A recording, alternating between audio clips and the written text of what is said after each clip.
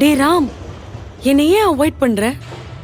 கொஞ்ச நாளா சரியா பேச மாட்ற, ரெஸ்பான்ஸ் பண்ண மாட்ற, கேட்டா நிறைய ரீசன் சொல்ற.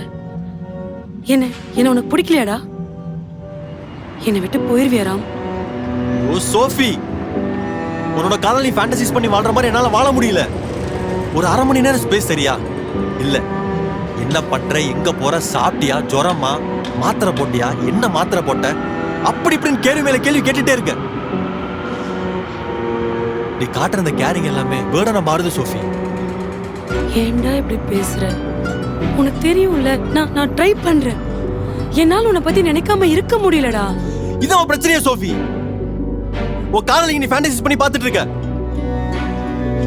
நீ நினைக்கிற மாதிரி இல்லை எங்க லைஃப். அதுக்கு ஏதோ சும்மா பேச்சுக்கு ஐலாண்ட் போகலாம், அப்படி வரலாம், இப்படி வரலாம், அந்த மொமெண்ட்ஸ்ல ரொமான்டிக்கா பேசினேன், அவ்வளவுதான். நீனும் அதே எப்படி தொங்கிட்டு இருக்க? ஃபர்ஸ்ட் ஒன்று சுந்தருக்கு அந்த மயிலிருந்து வெளியே. டேய், ஏன்டா இப்படி பண்ற? என்னால முடியல சோஃபி. டேய் ப்ளீஸ்டா, எனக்கு ஒரு ஸ்பேஸ் வேணும் ப்ளீஸ். டேய் ஏன்டா இப்படி பேசுற ராம்? சோஃபி இங்க பாரு, உன்னோட ஃபோன் கால் கூட எனக்கு பயமா இருக்கு. உன்கிட்ட நான் சாப்பிட்டியான்னு கேட்கறதுன்னு மொத்த காதலும் முடிஞ்சிருது.